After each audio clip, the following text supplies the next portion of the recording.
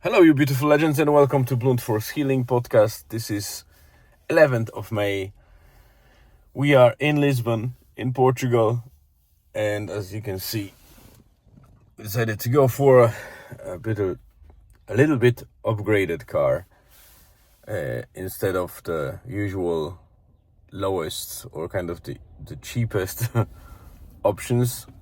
For a couple of reasons. We used to do the cheapest ones and they managed, but sometimes you need a little bit more space for main luggage, a little bit more space for yourself, and a bit more of comfort, especially when traveling long distances.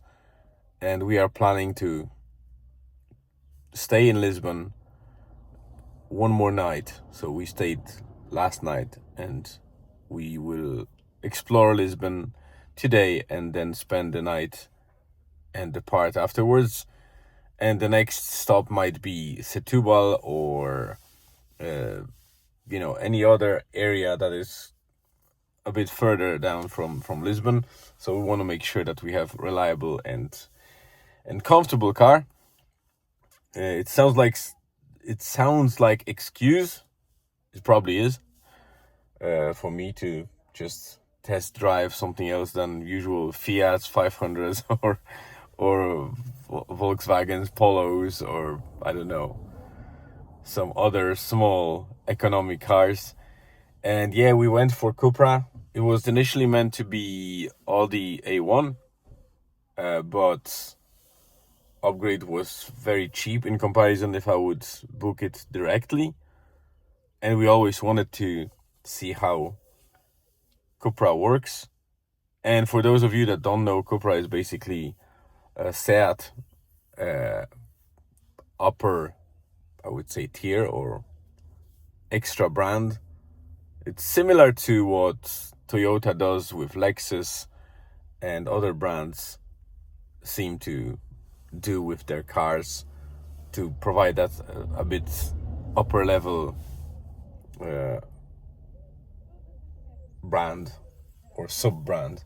So Cupra is basically Seat, and this even has the name Cupra Leon. So this is basically upgraded Seat Leon.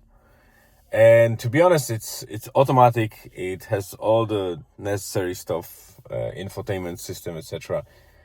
And the most important thing, it actually drives very well. It's very comfortable. It's very reactive, so it has some power in it, which is great because when you overtake or when you need to react fast, car should be reacting to whatever you do, whenever you decelerate, accelerate, whatever. And this reacts very well. It's a nice difference or nice change from the usual cars that we had. And I think we never had a very bad experience, but except for Tenerife, where we got that fuel tank drained. So somebody drilled a hole, drained the fuel, and we didn't know about it, and we drove with that. Then we saw the dashboard alert, and I saw that the fuel is gone, and I thought it's a failure or something like that, mechanical failure or some lead or pipe or something or cable that leads the fuel somewhere kind of was disconnected or things like that. And then when we tried to refuel, the whole fuel started pouring down underneath the car on the ground, and we had to use help of local people to get it to the drain and make sure that it doesn't spill all over the gas station and the pavement, whatever. And then we got that car replaced, and because it was Sunday, I was afraid that we won't get replacement car, or we won't even get in touch with the company, but they were able to sort us out in about 2 hours with replacement car, despite us being on the other side of the island where the office is. The problem was that the replacement car was bad quality. It was Fiat Panda, and normally they are not that bad, but if they are kind of used by rental companies, different people drive them, they are just worn out, and it was just terrible experience. So outside of that, normally we had economic cars and they were fine, but this time we went for Cupra, and so far I'm happy. I hope it will serve us for the next 9 or 10 days and will drive us safely around Portugal. So there is no plan for today except for kind of exploring Lisbon a little bit. So we'll be walking a lot. I just registered the car and the parking app to make sure that it's parked properly and paid for, because Lisbon is very tight city with a lot of different parking areas, and I wanted to make sure that I park in the right space because I initially parked on the clearway, and the clearway was fine until 7 in the morning. So I reparked yesterday to not have to repark in the morning very early. So in the evening yesterday I reparked the car in the yellow zone, so at least I could sleep until 8:30 and come here and park for the car. And it's paid until 1 p.m.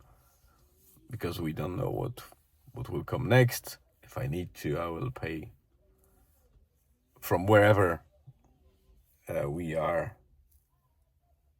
without any issues, I hope, because I have an app, so I don't need to go to the actual parkometer and put the coins in and take the ticket. Everything is done in the app. So yeah, this is a very early update because it's 9:30, but I wanted to record it before we go, because I'm almost sure that I won't be able to record later on, as we're on vacation.